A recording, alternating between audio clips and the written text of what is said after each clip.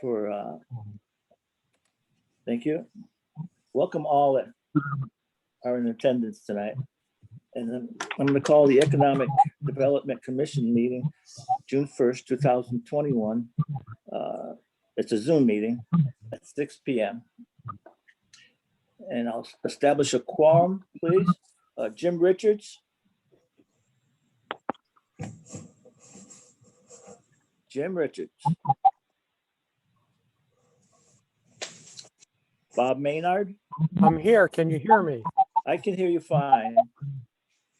Maria Romari, I heard you. I'm Gil Hayes. Bob Like. Bob Like. And once again, Jim Richards. Okay, at this time, I'll move to appoint Commissioner Romari, an alternate, who tonight is a full member for tonight with voting rights.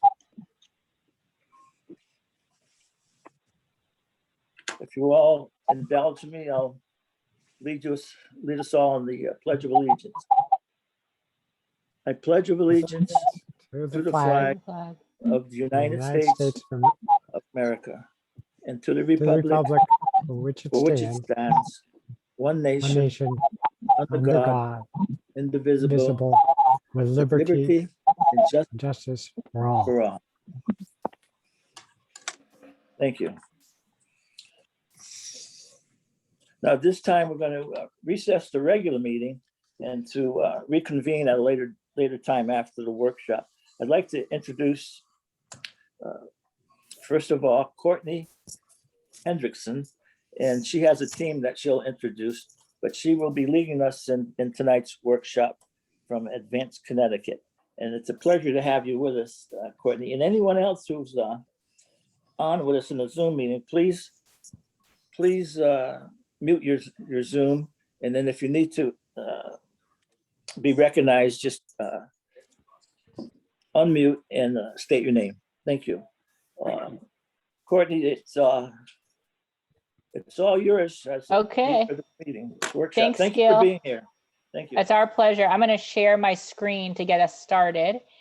And I'll encourage, oh, it says host has disabled participant screen sharing. You're good to go, Courtney. Okay, excellent. Good. I see it now. Thank you. And can everybody see that? I see you and I see everything. Yes. I see- Excellent. Oops. I'm just going to go right from the beginning here. Okay, thanks. And I have a team with me tonight, Jessica Jackson, one of our research analysts, and Kevin Fitzgerald, who's a business associate with AdvanceCT. And I think I saw Rachel Grettencourt, who heads up our research team as well. So thank you for having us. And this evening, we will present in 3 short sections. We have about an hour's worth of content, and we encourage your questions and conversation throughout. So we'll have Jessica present quite a bit of data. That will be a nice way to level the playing field for everybody. A lot of the data you'll probably be aware of, and some of it might be new to you. So I think it's a really exciting section, and we'll get into very customized information about East Windsor. And then we'll talk a little bit more high level about economic development conceptually, what it is at the local level, why it's important, and some of the key words and concepts that you might have heard and not quite sure how to define. And then we'll get into really more of the nuts and bolts, very detailed in terms of how, as a small community with limited resources and staffing, what you should be doing that's really best in class for local economic development. So that's the plan. And again, I would encourage questions and conversation, however, and comments. However, I cannot see the chat box with my screen. So Kevin and Jessica, I may ask you to just raise something for me so that I'm aware of it. Thank you all. What I'll start with is asking you some questions. And we had a nice conversation with Ruth and Jason prior as we were preparing for tonight, but I would really like to hear, and with Gil as well, I'd really like to hear from you all. And you can just call out just very briefly. We'll start with, what do you think are East Windsor's primary assets?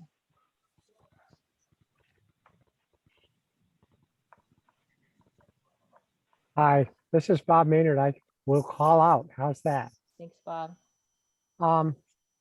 East Windsor's primary assets are, in my mind, our location. Our location is right on I-91, major highway. It's halfway between Springfield and Hartford, two capitals or major cities.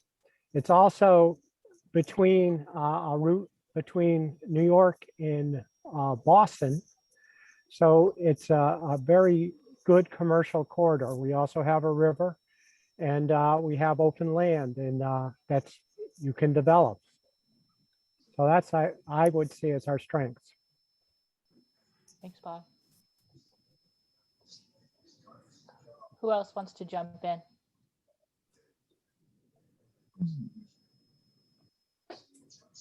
I'd also add to what Bob said in that our other primary asset is the amount of people that we have that are volunteering and working on a week-to-week basis in the town to make all this stuff happen.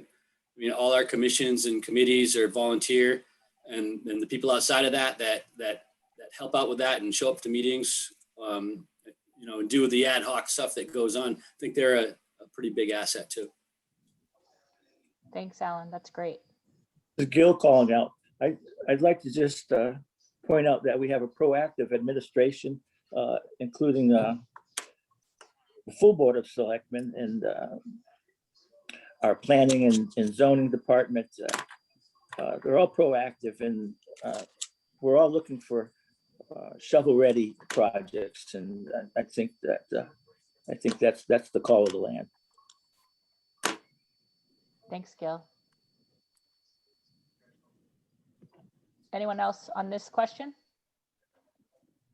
It's easier to do this in person, but we'll carry forward here. Again, just calling out, what do you all think are East Windsor's biggest challenges over the next decade? Jim Richards. Basically, I think that it's to complete the plans that have been in place for over 30 years and move forward with what our plan of conservation and development has indicated we should be doing. Thank you. Thanks, Jim.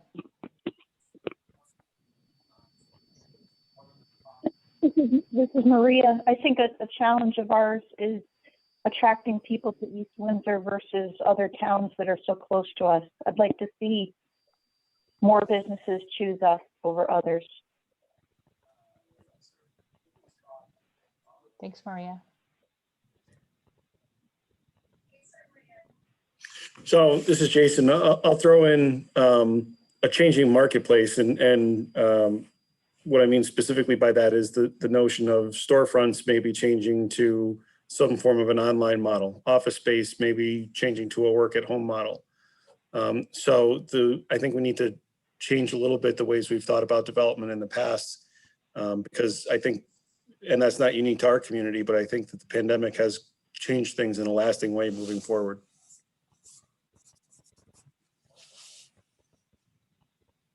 Yes, it's a good point. That might be more in line with the game changers question, but. Let's jump into that last question. What do you think are the game changers? That can be positive or negative. It just means if X were to happen, you know, if this were to happen in East Windsor, that would really change the game in terms of the economic sort of landscape.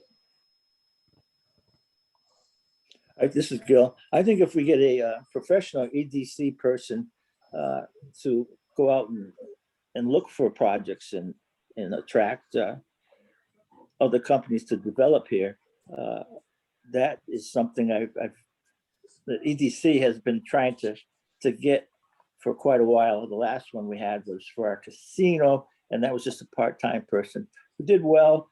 Casino, of course, didn't do well, but he did well to represent East Windsor, to get that ball rolling there. Unfortunately, that ball went out of bounds. But Jim Richards. Two things. One is to get the state to start, and I'm not sure how, but to get the state to start investing in North Central Connecticut, which includes East Windsor. The recent activity with the casino and that deal scares me. The other is transportation and tourism. We have a town where you can be on Route 5 and get transportation, but once you get into the town, it's hard to connect out to the rest of the world. Something that would run from Broadbrook. And in that vein, something like the Trolley Museum, maybe getting a grant big enough to lay track that you'd have a transportation system within the town. Thank you. But if I could, did I interrupt someone? No, go ahead, Gil. Yeah, if I could chime in, as far as transportation goes, that's really my bailiwick. I'm with the Greater Hartford Transport. And I've been there for 10 years trying to get exactly what Jim is talking about, to get transportation to the rural sections of our town, somewhat like Enfield did, and they have the Magic Carpet, which was a partial grant some years ago, and it's still running. It's like a regular route. We do have we have a medical transportation and for the elderly, and that's by call. That's not for a route where someone would go to one of our complexes. We have a few complexes. We have the Mill Pond, and then over on Route 5, we have a complex of apartments, new apartments going in on 140. There's one down in Canyon Ridge. There's complexes there, but people do have cars, but then there's so many people who don't. And like Jim says, we're pretty well landlocked without public transportation.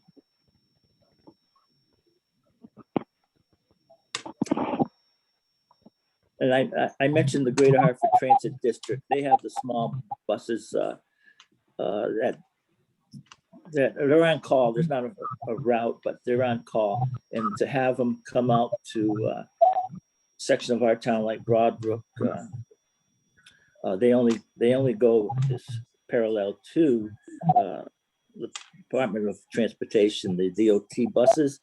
So, and they don't come out here. We don't have a special route here. Vicki Shotland, director of Greater Hartford Transit, did look into that, and that's the case. It's a state mandate.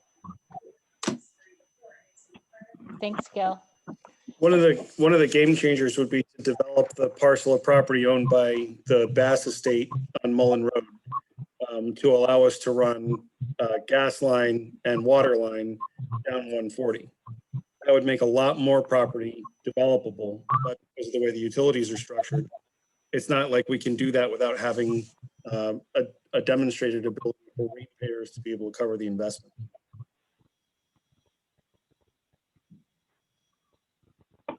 Thanks, Jason. Anyone else want to answer any of these questions before we move on?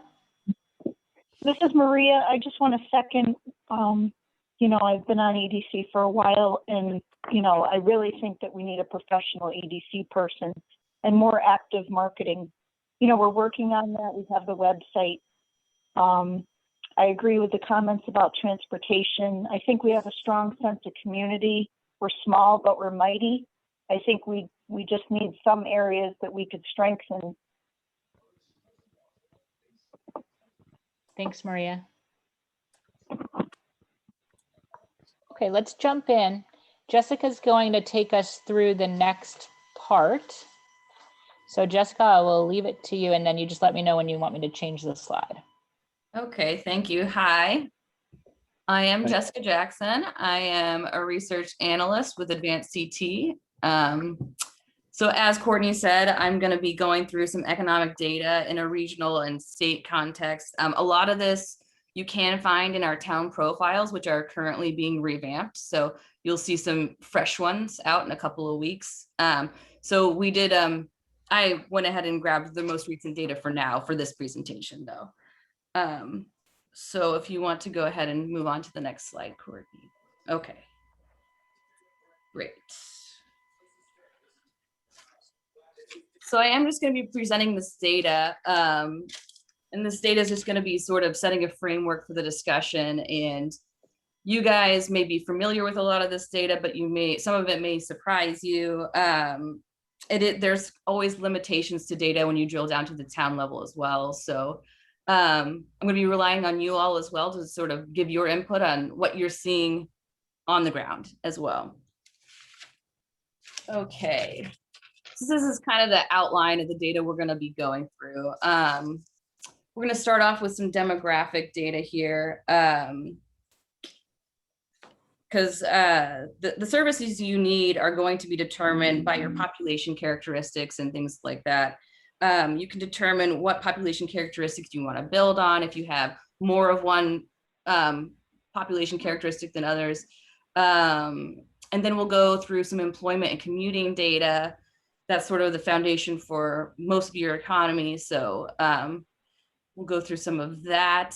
Industry patterns and resilience to structural and economic changes are reliant on this as well.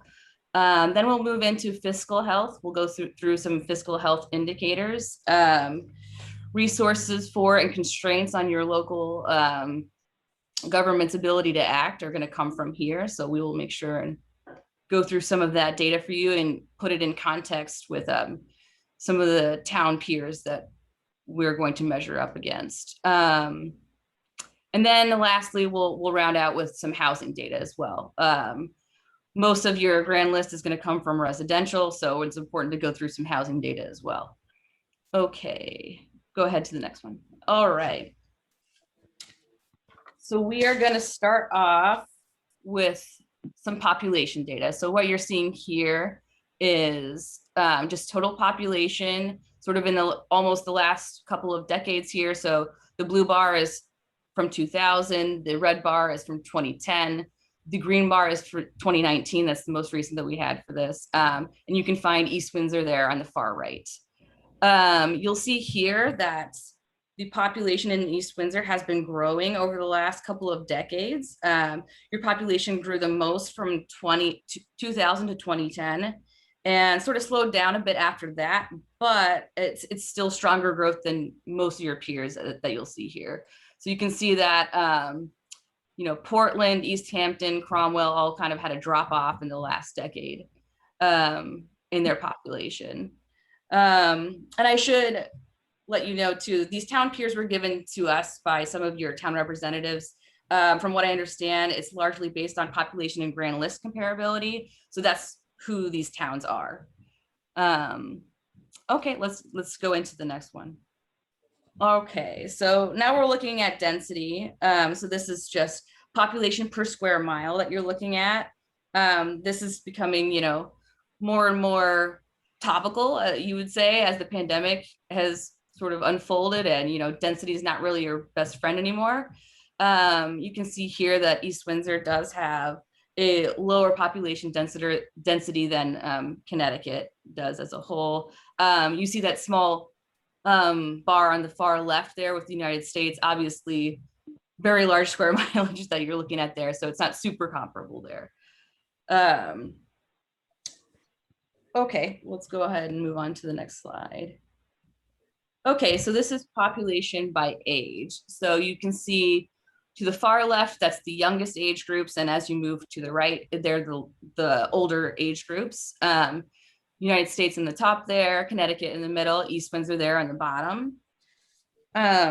East Windsor has sort of an interesting age cohort breakdown there. You can see there's both a large percentage of millennials that you'll see from the age 25 to 34 age group. And there's also a large percentage of older working age and populations who are retired or are about to retire there. You'll see in the far right.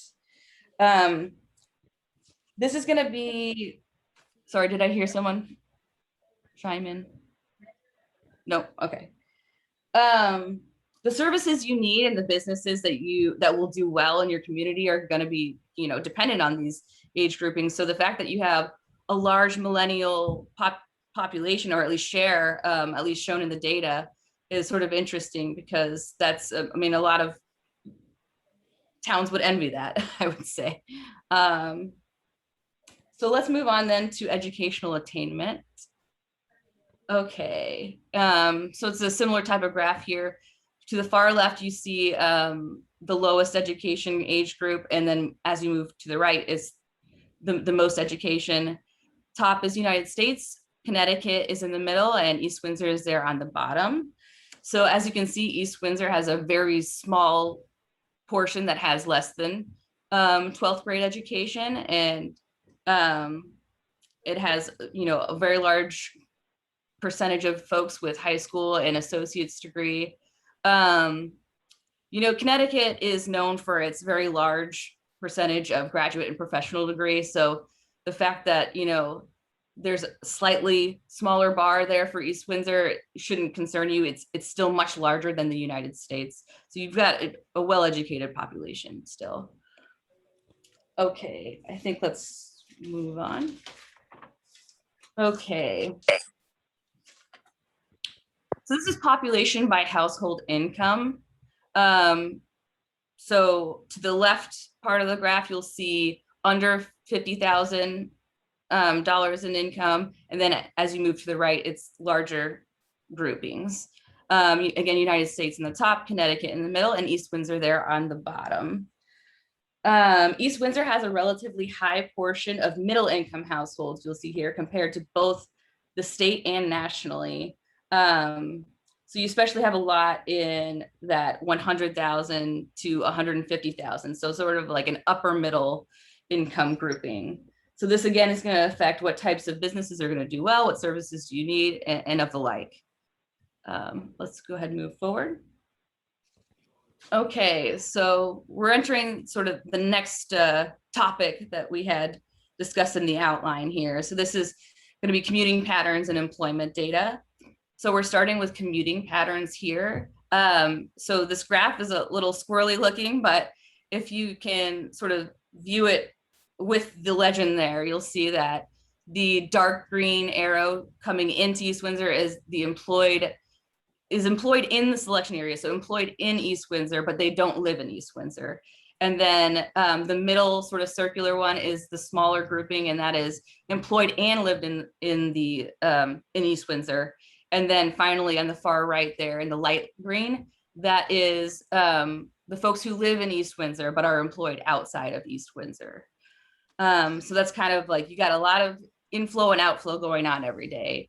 And Jessica, can I ask a question about the commuting patterns? If 96% of our residents drive alone or carpool, what do the other 4% do?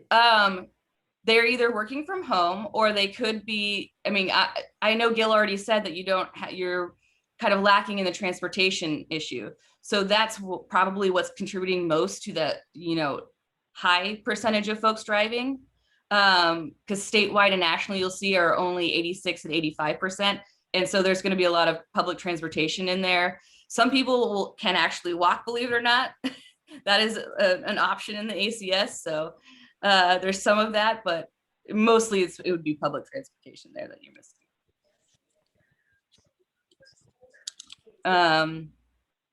So you actually got on to my next point I was going to make. So that's good. We already spoke about the 96% of East Windsor working residents that drive alone or carpool.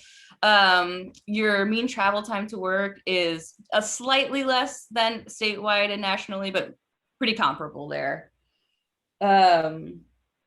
So since we don't have too many people living and working here, let's see where people are living and working. So let's move on to the next slide here.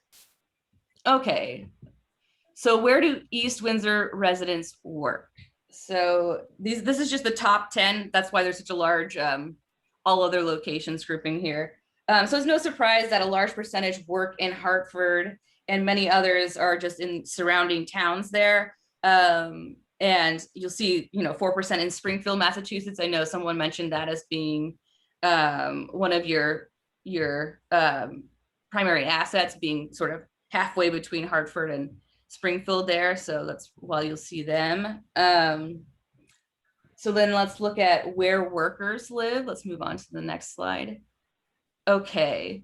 So where do the people who work in East Windsor actually live? Many of them live in Enfield. And then again, you'll see here, a lot of the surrounding towns that are around you are where people are living. And Springfield, Massachusetts, you see again as well. So moving on from commuting patterns, let's talk about employment, and we'll start with just the unemployment rate here. So over the last decade or so, East Windsor's unemployment rate has roughly mimicked the state and national trends, just with slightly higher peaks until the recent pandemic. So if you spot that peak in 2020, you'll notice that East Windsor unemployment is lower than both state and nationally. So it's like you sort of weathered that storm better than state and nationally. However, the most recent data has kind of shown that Connecticut overall is no longer sort of going with the national trend. So we've kind of dropped off in our recovery there.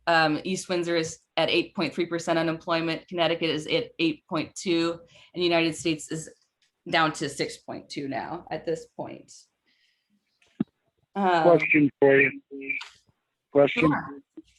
On the unemployment rate, with East Windsor having seasonal workers, how does that fit into that graph? This is not seasonally adjusted, I will say. Okay. Yeah, so there's no adjustment for that. Okay. Thank you. No problem. Okay. So the next one, before we move on, oh, sorry, Courtney. We were gonna try and get people to guess what you think your largest employers were, just before I show it to you and see if it's consistent with what the data says, at least from CTDOL. This is Bill. I say rich. It's called Rich Employment for Southern Auto. They have the drivers that are there. I think they might be. I think it's like slightly named differently from the data, but I think you might be right. Yeah. That's what I was going to say too, Southern Auto. Yeah, that's what it is. That's on there for sure. Any other guesses? All right, let's just do the unveiling here.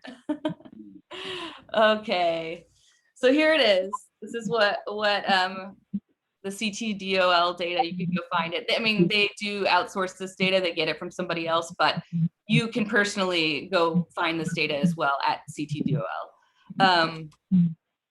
So these are the top 5 largest employers in East Windsor, according to them. So you've got some manufacturing here, you've got some wholesale, department stores, and then, like you all had guessed, Southern Auto Auction is in there as well. All right, so let's dig in a little bit more into industries. So this graph is set up to where, so East Windsor's largest industries by employment are on the left, and then it's moving smaller to the right as you're looking at it. So East Windsor has a high percentage of administrative services and waste management services, but this is a kind of a broad category. So I invite anybody to let me know why that might be. And there's also a lot of manufacturing, as you might have guessed, and a lot of retail and wholesale trade. And all those 3 you kind of saw represented in the top 5 employers that we just looked at. So, and you can see that, you know, administrative services and waste management services and the manufacturing, the retail and wholesale trade, you kind of have more than statewide and nationally. So these are large players in your industries. Okay, let's move on to self-employment. Okay, and so we show you this self-employment data so this is self-employment as a percent of employed workers, because a lot of people consider this as sort of a proxy for entrepreneurship. So if that's something that's important to you, then maybe you'd want to support that more. That's up to you. But I did want to show you that, you know, East Windsor, you can see there on the far right, has, you know, a slightly less self-employment compared to the state there in the middle and nationally there on the far left. Okay, let's go ahead and get into the fiscal health stuff. So we're going to talk a little bit about some grand list components. I think most of you are probably, know what it is, but the grand list is sort of your taxable property there. It's giving a value to that. So this is kind of broken down into the major categories. You can see here that East Windsor, you have quite a large percentage coming from commercial, industrial, or public utility compared to the state. So that's pretty interesting. So you have actually quite a smaller share coming from residential than would be expected by most towns. I find that pretty interesting myself. That's one of our assets. Yes. I thought that was very interesting. And then you can see too that, East Windsor is kind of mimicking a little bit, at least the trends from 2010 to 2019. So the left bar in each section there, the Connecticut section and the East Windsor section, that's 2010. The right bar is 2019. So you can see here that, residential has been shrinking for you by quite a bit. Commercial and industrial is growing a little bit, or staying relatively same, but personal property and motor vehicle have been growing. So I invite anybody to also let me know about what's going on the ground there, like if there's reasons for that as well. Let's go ahead and move on to the next one. Okay. So that was just the share. Now we're showing like nominally what's happened over the last almost 10 years. So the blue bar is 2010, the red bar is 2019. So again, you can see here the residential shrinking, commercial, industrial, and public utility growing or shrinking a little bit, but mostly staying the same. And then personal property and motor vehicle growing. And this is in nominal dollars here. Okay, let's go ahead and move on and look at some peer comparisons. So you can see the dark blue bar on the far left is Connecticut. The red bar is East Windsor right next to it. Then the green bar is Windsor Locks. The purple is Portland. The light blue teal is East Hampton, and the orange is Cromwell. So this is equalized net grand list per capita. So this is kind of giving a market value to your taxable property here and sort of trying to compare apples to apples instead of apples to oranges because, the assessments are at different times for each of these towns. So here you can see, this is per capita. So this is also your grand list divided by your population. So you're kind of standardizing by population there a little bit. So CT has a high equalized net grand list just generally. They're known for that. But East Windsor is on the lower end for this metric compared to the peer towns, especially in the last 3 years where East Windsor is the lowest of the peers. However, Question. On this, it's per capita. So I'm just wondering, I'm not quite how, it looks like East Windsor is stabilized where the others are growing, but could that be a population thing or? It could be. We looked at population. I mean, and yours was growing while some of others weren't. So that would make sense. But the other thing is, as we get into some more data here, you'll see that your debt is very low as well. So compared to the peer state. So it might not be such a big issue as you might think for you guys. But yes, you're correct. The fact that your population has grown over the last years compared to your peer towns does have something to do with this as well. Okay, thank you. Mm-hmm. No problem.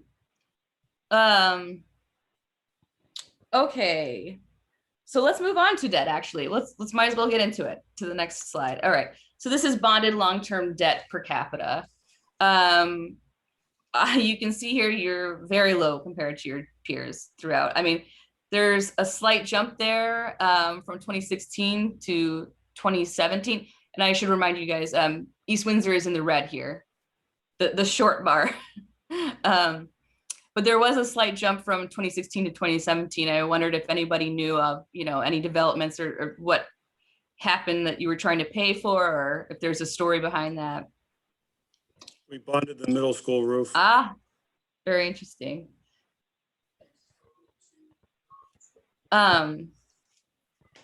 So East Windsor does consistently, it's on the lower end for this bonded debt per capita compared to the towns. And as we look at this next debt piece of information, again, you're going to see that you're low in debt. So Courtney, if you want to move on to that one. Okay, so this is debt as a percent of your grand list. As you can see here, you're in the red bar again, so still very low in debt. So, I'm not suggesting you do it, but if you needed to do it or really wanted to do it to pay for an initiative or something, you could do some more bonding. So Jessica, what's a healthy debt to grand list percentage? I've heard 1%, but I'm sure it's subjective. So if anybody else has comments on that one. 1 to 2% is often kind of cited as a, max, like, above 2. You can go above 2%, but I think conservatively places like to see it kind of at or below that. Thank you, Rachel. Okay. So, I'm just showing you this data. Obviously, you guys are way more familiar with like the consequences of all this fiscal information and like how it's actually been working in your town. Like you said, like the middle school roof was paid for between 2016 and 2017. So that informs all of this information as well. So that kind of wraps up that portion. And so I think we'll kind of round this out with some housing data. So here we are looking at owner and renter occupied housing percentages. So East Windsor there on the bottom, Connecticut in the middle, and United States there on the top. You can see that East Windsor has a slightly higher percentage of owner occupied housing there. So that is important information. Well, let's go ahead and scoot on to the next one. Okay. So this is value of owner occupied housing. So you can kind of use it as a proxy for housing prices if you want. So you can see there on the far left, you've got the lowest value. And then as you move to the right, it gets higher and higher value. East Windsor again on the bottom, Connecticut in the middle, and United States there on the top. So East Windsor has a significantly larger share of housing priced between 100K and 300K compared to statewide and nationally. This might have something to do with, we kind of saw earlier in your age population trends, you've got more millennials and then also elderly people, which are usually in need of this housing in this price range and, a smaller housing and not giant houses. So you've got some accessible housing for these age groups, which is really helpful. It's not the case for all the towns, that's for certain. And speaking of accessible housing, let's talk about housing affordability if we want to move on to that. Okay, so this is monthly costs as percent of household income. You can see, you've got Connecticut there on the left half of this graph and East Windsor there on the right. And then for each, the owners with mortgage information is on the left and the renters are on the right. So East Windsor has a much smaller share of households with costs over 35% of their income compared to statewide. So there, especially when you look at the renters portion, you've got a lot fewer people that are cost burdened, which is quite helpful. So those are just a couple of good indicators of your affordable housing. So that's all positive things there. These things might be attractive to millennials and then the older populations that you have. And I think with that, that's all that I had to present. So if there are other questions that didn't come up during the presentation, I could go ahead and field them now, and then we'll let Courtney take over.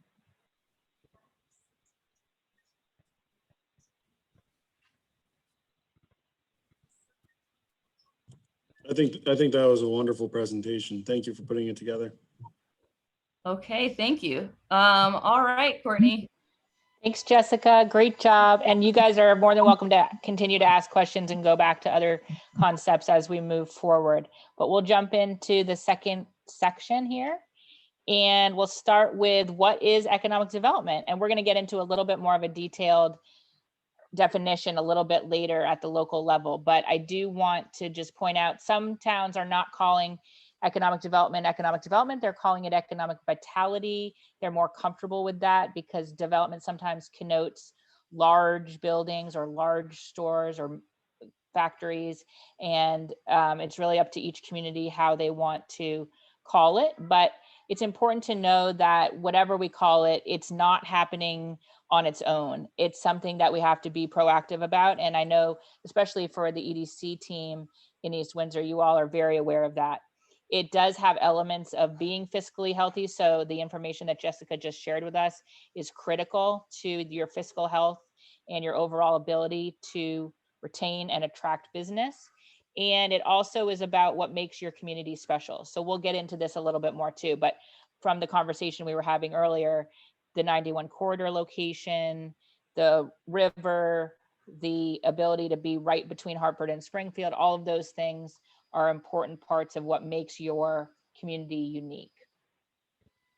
So let's talk a little bit about what is your place in the regional and global economy. Now more than ever, due to COVID and remote work, you all, I'm sure, are finding this. The playing field for attracting businesses and retaining business is the whole world because people can live where they want to, especially if they're working remotely.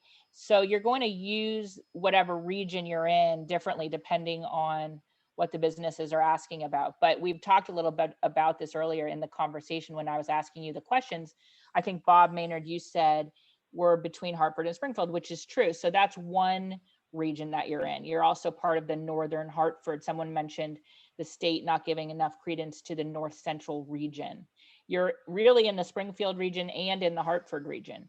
You're in the tri-state region. You're in New England. So you can see we're going to define our region a little bit differently as we're solving different challenges in economic development.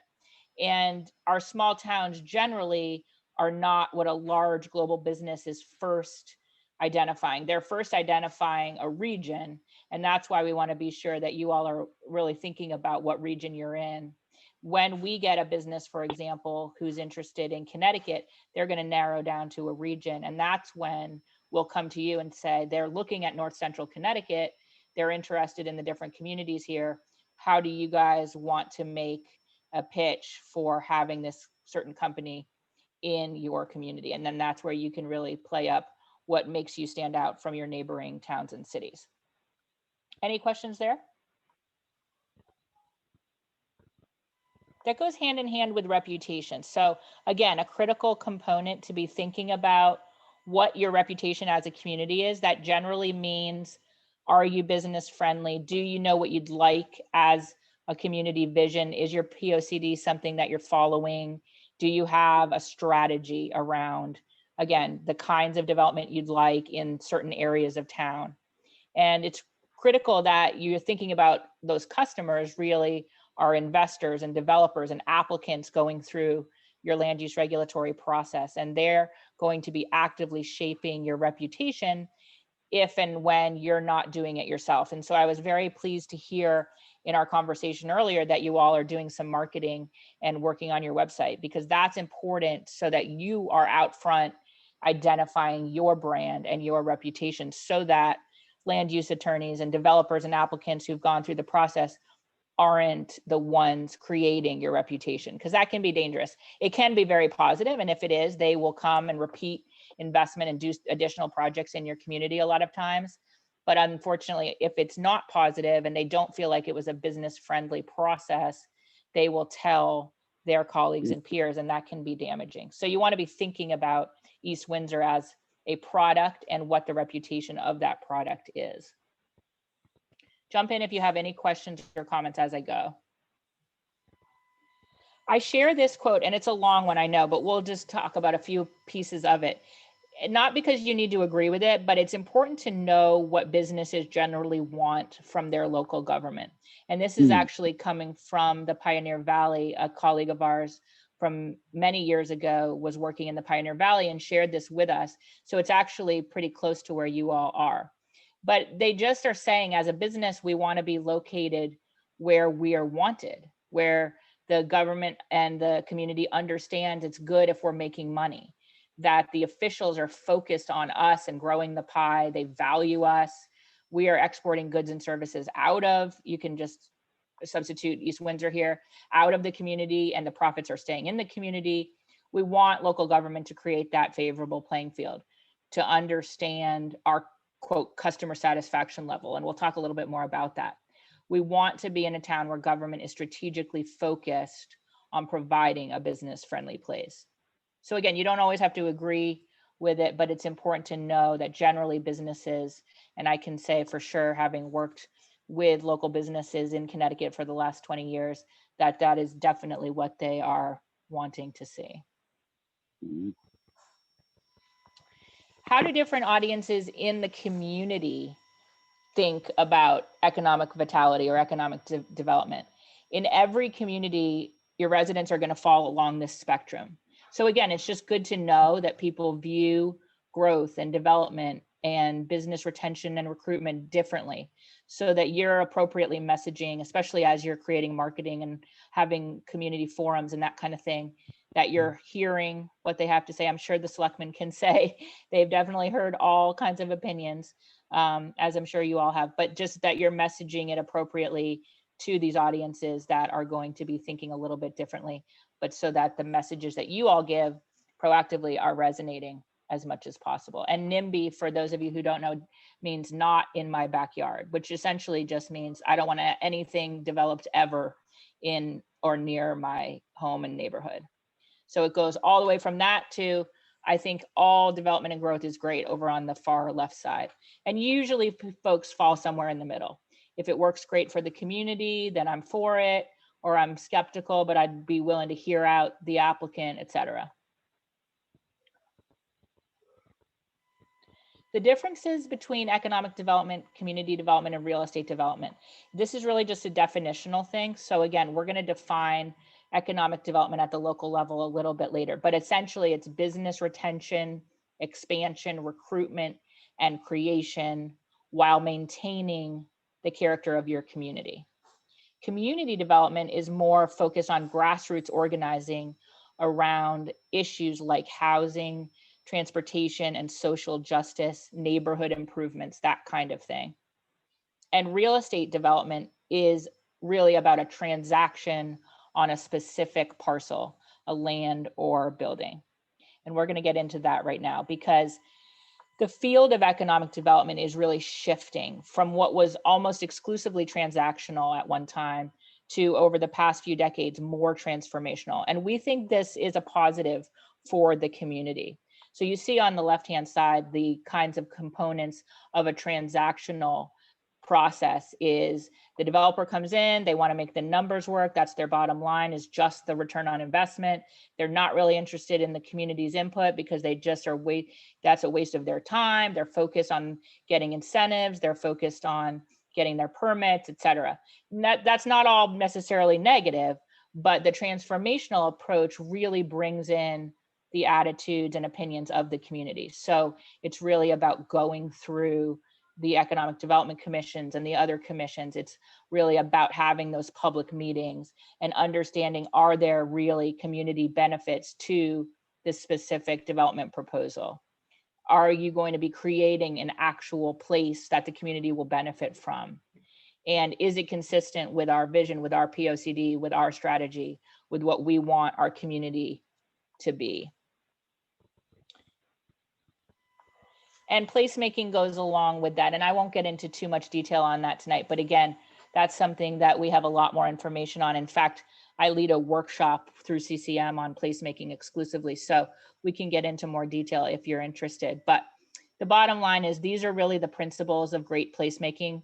It's an economic development concept that creates public spaces into public places. that promote health and happiness and well-being. You can see all of the pictures of the happy people here. It's connecting people to locations in their community in a meaningful way. And the bottom line of the principles is that, again, the community is the expert. There's community benefit coming out of it. The community plays an important role in shaping and turning these, quote, spaces into real places. And then this is a calculation that I show to reinforce the importance of redevelopment. And I know there's some opportunity for redevelopment in East Windsor that we talked about on our call in preparation for this. But this is an example I created when I was in Enfield as their economic developer for many years.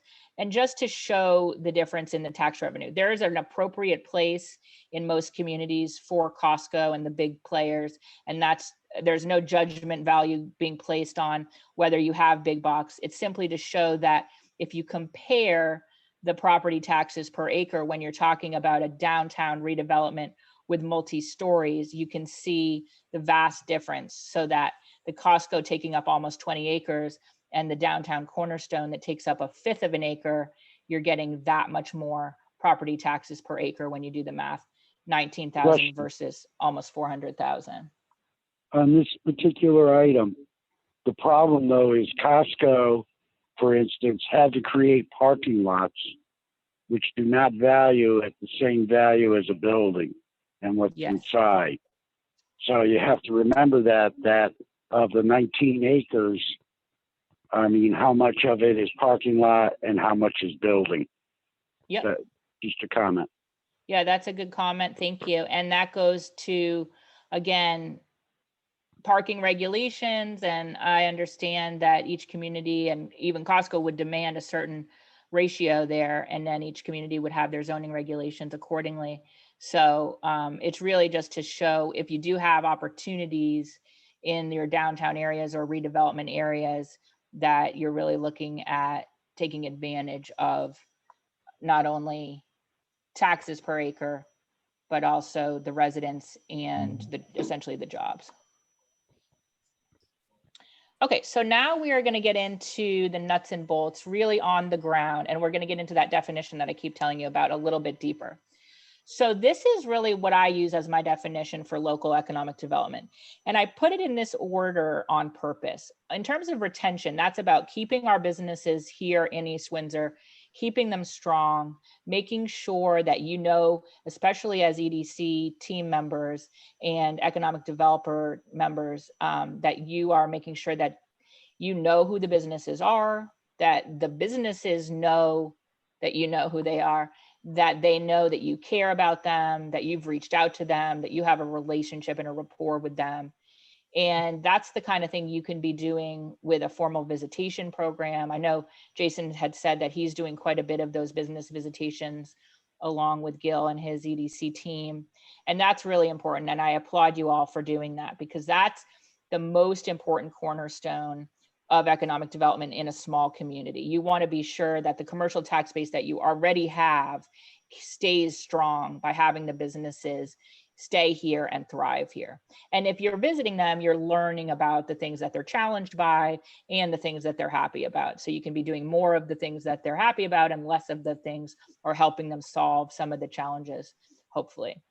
And then when you're talking with them as well, you're understanding for future whether they have the ability to expand, or alternatively, hopefully not, but whether they're needing to contract or even leave. And that's something, again, as unfortunate as that news is, you want to be sure you're in front of it and that you know it, so that it's not coming out on the headline the next day, but rather it's something that you've known about quietly with the business, and you've been able to continue to try to keep them in East Windsor. So let's focus on the expansion part of that, which is much more positive. And that is, if a company tells you we're really going great guns and we really are ready to expand, you can be helping them identify sites if they need to move their footprint somewhere else in town. You can be helping them make it easy through the land use regulatory process, and really rolling out the red carpet to say, we really want to keep you here, and how can we support you doing that? So that's why that one is next. In terms of business recruitment, that's a challenge. It can be in terms of, like I said before, the global businesses are usually not knocking on the door of our small town communities. That's not to say they never do, but usually they come to an organization like ours, AdvanceCT, or they come to the state and they say, we're interested in being in Connecticut, and here are the things that we're interested in. We want to be on 91, we want to be close to the airport. Oh, okay, so we're then able to help shape them into probably your region in that regard, if they have those characteristics. And then at that point, we can say to each community, can we bring folks around and tour them around? And then at that point, hopefully you can make a deal happen with recruitment. But another way of thinking about recruitment is really thinking about what Jessica showed us and the industry strengths that you have, building on those. What makes the most sense complementarily to your current business makeup? What makes sense for the kinds of small retail or the other industry strengths that Jessica showed us to really be able to recruit within the sectors that are already strong and doing well in East Windsor. So you want to be thinking about business recruitment in that sense. And it is difficult without dedicated staff, but you all can be doing some of that as the EDC, and Jason and with your team, Jason and Ruth's team, I think, doing some of that analysis. Business creation is about supporting our entrepreneurs, and this is more important than ever. Jessica showed us that self-employed statistic, and it's because we have more and more self-employed. We have more and more home-based businesses than we've ever had. And that was even before COVID, that was becoming very popular, and even now more so with COVID. So folks are wanting to be entrepreneurs, and we want to be able to support them. So how do we do that? We can be setting up opportunities for them to network, especially now that the state is opening up more, be getting them together so that they can be talking with each other and they can be sharing ideas. You might be thinking about co-working space in town or incubator space where they can really be sharing resources. You can be putting together some experts in your community, maybe retired folks that are really strong in business. They're in marketing, they're in HR, they're in accounting, they're legal, whatever those skill sets are that a small business entrepreneur might need but not have. So they're really good at baking the cupcakes in their kitchen, or they're really good at creating the app in their basement, but they're not so inclined to understand all the ins and outs of small business. And so you can be putting experts together to say, would you guys consider donating a few hours a month to helping our entrepreneur community get up to speed and grow their business? So think creatively about how you can support entrepreneurs in your community. That's what business creation is all about. And then lastly, you want to be doing all of this work while maintaining the important, unique nature of East Windsor. So you guys have already told me what are those characteristics that make you all so special. And I concur with all of them. And so you want to be sure that you are maintaining that character. So you have your existing residents and businesses that are excited about staying. And then you have prospective residents and businesses who are excited by the notion of coming in to East Windsor because your community is so cool. So that's my definition. Any questions about that? This is Gil. I'd just like to make a comment on, Please. you mentioned retention business, and I underline formal visitations. And we're lucky enough on our EDC commission to have Jim Richards for the Chamber of Commerce, who's been doing that. He's got a little program to help out restaurants that we're all working with. But we appreciate what the chamber does as well. It's Jason, I'm sure he goes out and knocks on doors and visits with big business, but our EDC commission kind of on the smaller spectrum of the scale of that, and perhaps we'll grow, but we'll see what happens. Thanks, Gil. That's great. And I'm going to talk, Jim, to your chamber partnership here in a couple of slides. So stay tuned for that. So what you all control locally, this isn't news to you, but it's a good reminder to just say, when we're kind of all together complaining about the state and the things we can't control, remember to refocus on those things that we can control. We've talked a little bit about reputation. We've talked a little bit about not only land use regulations, but the regulatory process and whether it is in fact business and applicant friendly.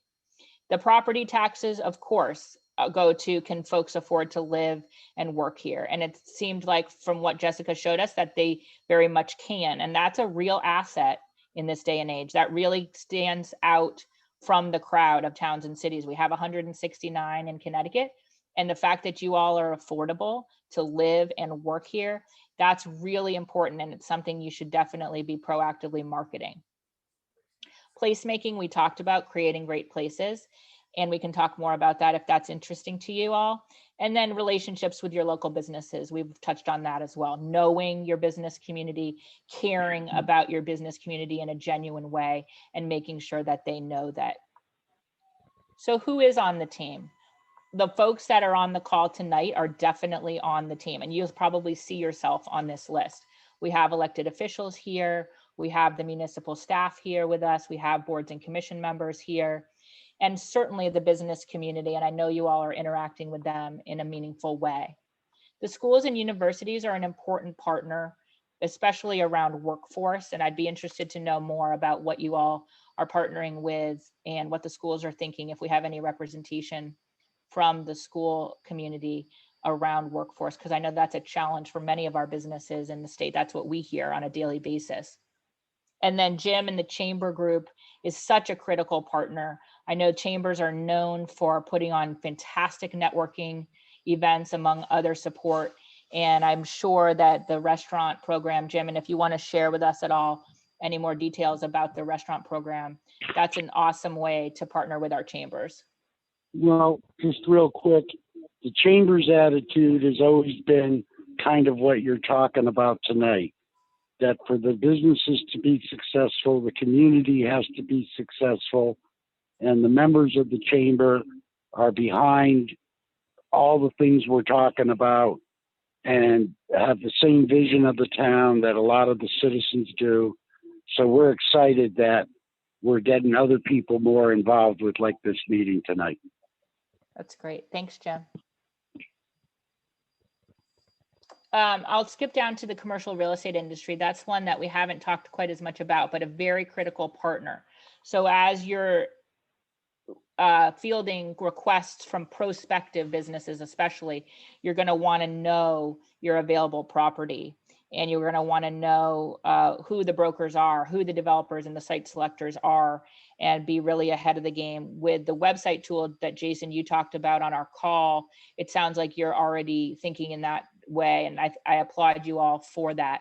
It's so critical that we know what available parcels of land and buildings we have. And so we want to be partnering with our commercial real estate industry professionals, because they want to see a long-term sustainable business in their building, and you all want to see a long-term sustainable business succeed on any parcel in town. So you really share the same goals, and you want to be sure that you're working together. And then lastly, your government legislative delegations, both on the state and federal level, can be advocating for your business community when it comes to policy. So we've talked tonight about the transportation challenges. That's something that I'm sure you're already speaking to your state and maybe even your federal legislative delegation about, but it's critical to keep it top of mind to them. They're always wanting to hear from their constituents and their communities. And those are the kinds of things that they can be actually shaping policy around to advocate for your business community. So that's the team. And we've talked a little bit about the regulatory process and becoming business friendly and being business and staying business friendly. I'm not trying to imply that you're not already business friendly, but if we are business friendly, we want to stay that way. And if we're not and we need a little help, we want to get there. And the keys to that is the predictability and consistency. So you don't necessarily need to have a regulatory process that doesn't have any rules in it and doesn't have any fees in it. That's not what we're talking about. When we talk about being business friendly, we're talking about predictability and consistency, most importantly, so that applicants on the front end, when they walk into town hall, understand exactly what's going to be expected of them, exactly when the meetings are, and how much it's going to cost at each step of the process. You might want to think about doing a one-pager. This is just a sample one that we did for another community in Connecticut. It's just the idea that they're getting the same answer every time they ask someone what the questions are about the process going forward. It's just about making sure that they understand upfront what's going to be happening and when, so that they can make the best decisions for their development application. And we hear this a lot from our developers and our commercial real estate industry professionals. They will tell us that even more important than a financial incentive is this kind of streamlined process. If they know what to expect and they can count on you all doing it the same way every time, that can be even more valuable to them than actual financial incentives. So that's just something to think about. Well, to have it predictable and consistent, which we're improving. I know we're working even now to improve it, is what business is looking for, because time is money. That's exactly And everything that's an obstacle takes time. And that's where that comes from. Yep, that's exactly right. Thank you for sharing that. So let's talk a little bit more about the EDC, and I'll include the whole team here in this. But it's critical for the volunteers, especially the commissioners, to understand that these are the functions primarily that fall into your responsibility. So you have the planning function all around, what does the POCD say? What is the future of development in town? And we'll get into a little bit more detail on each of these. The marketing function, how do we share information about the community with our businesses and about the businesses to our community? Essentially, it goes both ways. The advisory function is really being that single point of contact between our businesses and the town government, so that they can navigate the things that they need, the resources and information that they need to do well in town. And then that advocacy function, again, making sure that we're communicating back to those who can create policy. That's at the local level as well as the state and federal level, and who can be shaping policy to advocate again for our business community. So within planning, again, it's talking about the POCD. Are you all thinking strategically about future development in town and where that makes sense? Are you going for grants that make sense for the community? Those are what we mean when we say the planning function of a successful economic development program. In terms of marketing, again, it's making sure that the community understands what's happening with businesses. So spread good news about new businesses, make sure that you're active on your social media, that you're doing ribbon cuttings. The businesses all appreciate that helpful promotion. And then on the other side, are you understanding as a community and speaking the same language around what you all want to see, and maintaining those important contacts to be sure that you're marketing the town appropriately to both existing and prospective businesses. In terms of the advisory function, again, it's that ambassador hat that you're wearing, or it's that single point of contact liaison hat that you're playing between the businesses who are asking for things and challenged by things and the town who can offer help, essentially. You can help them get through the regulatory process, or you can help them introduce them to one of the elected officials if they have a question or that kind of thing. You all are community leaders, and you want to be thinking about the networks that you have, important contacts that you have that may be helpful to a business. So you probably know some of the bankers in town, and you can be making a connection that might be really helpful to a business who doesn't know someone but needs some financial support. You can also be making a connection around utilities. So there's a lot of ways that businesses can save money through green and different kinds of energy efficiencies. So if you have a good relationship with your utility contacts, you should be making sure that that contact and that connection is made for your businesses. But again, this is really helping your businesses to thrive in a variety of different ways. And then lastly, advocacy. And again, that goes to the local level just as much as it goes to the state and federal level. So it may just be making sure that you're communicating well as a board and commission with the other boards and commissions. As a development proposal goes through the planning and zoning process, and there's several commissions that make up that regulatory process, you all are thinking as an EDC about whether it makes good sense just from an economic development perspective, not from the zoning and the other purviews that those other commissions have, but then maybe advocating, yes, this makes good sense from an economic development perspective, and we'd like to write a letter or show up at the public hearing and make that point to advocate for that development. So it's really just about keeping that line of communication open as applicants go through the process, and you're constantly thinking about future development in town and what makes the most sense. And again, just to summarize the economic development at the local level, you're really thinking about increasing value in East Windsor on these three ways. So when it comes to physical, you're increasing your physical value when you think about infrastructure, when you clean up brownfields, when you go for grants, when you think about the ARPA funding and you think about utility upgrades or parking signage or other ways that make it just literally more physically valuable. You might be thinking about broadband, that kind of thing. Social value comes from engaging our residents and our businesses in a meaningful way.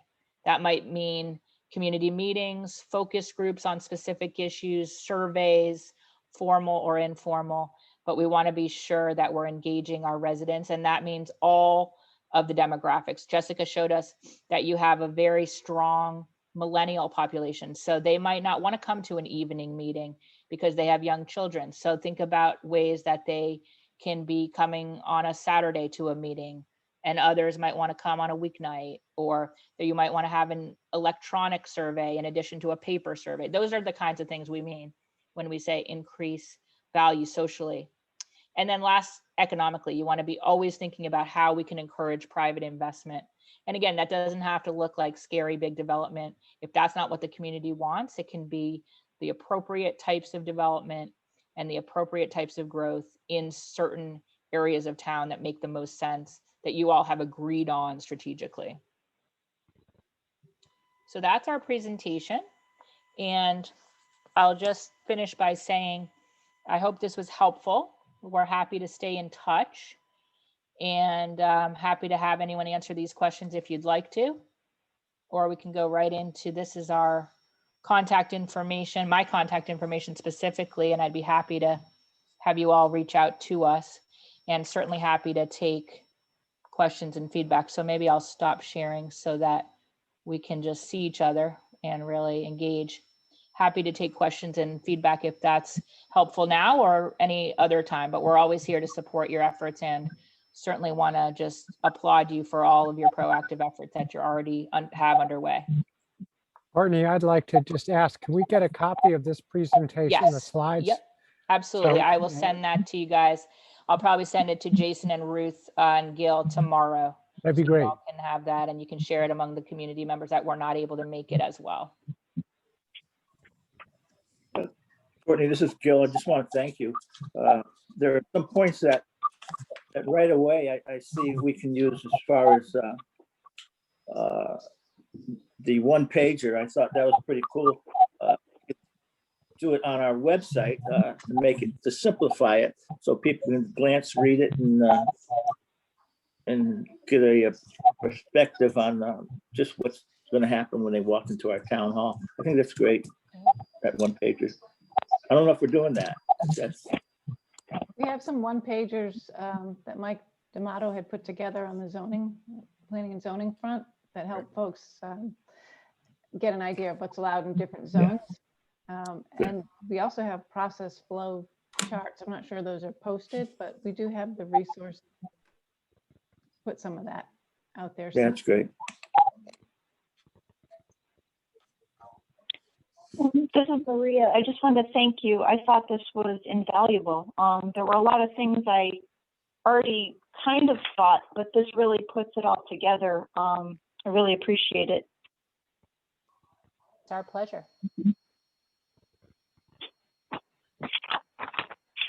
I think the idea of Bob asking for a printout of your presentation, I got stupid notes all over the place, so it would really help me to have a presentation of what you had in my doodling too.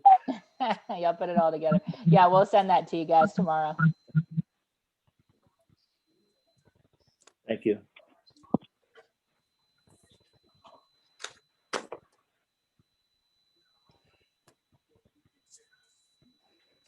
Well, I as Chair said thank you to you and your crew. It's Jessica and Kevin. And who else is with you? Is that it? Jessica and Yeah, Kevin? that's it. I think Rachel dropped off after Courtney. the research. Yep. And Rachel. Thank you very much. I don't know if anyone else that's present here wants to ask or make any comments. I just I found it very, very helpful to going forward with EDC. But anyone else before we reconvene into our regular meeting? All I'll say is that as a staff person, I see a lot of opportunities for improvement. Maybe some standing agenda items to have planning, give reporting in on what's in the hopper, and have those lines of communication opened a little wider. Nice.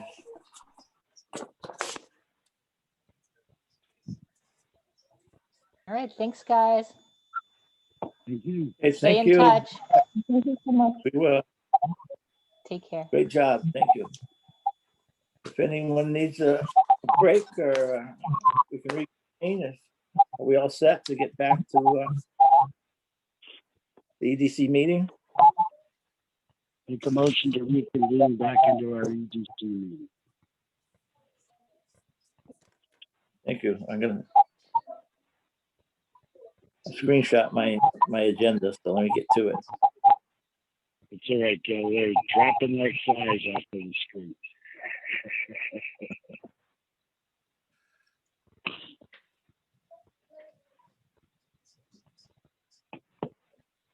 Okay, I could ask if there's any added agenda items. Hearing none, any added agenda items? Hearing none? Just an update from the Eat Out East Windsor 2. Been very successful. We got our first receipts in over the weekend. Very excited by the response from the community, and it's hopefully going to help the restaurant.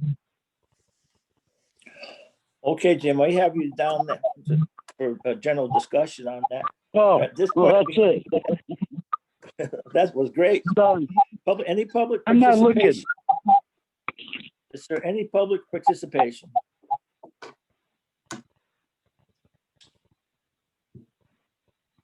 Public participation. If not, we'll move on.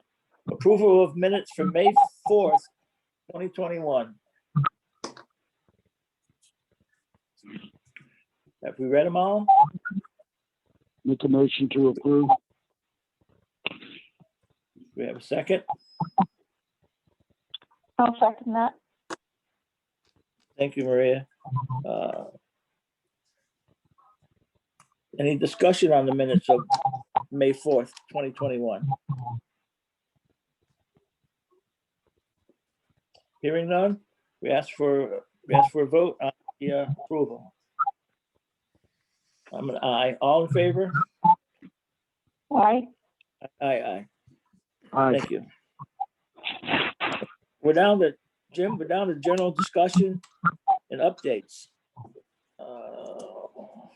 I'm going to repeat myself. Yeah, go ahead. Okay, we got our first receipts in, looking good.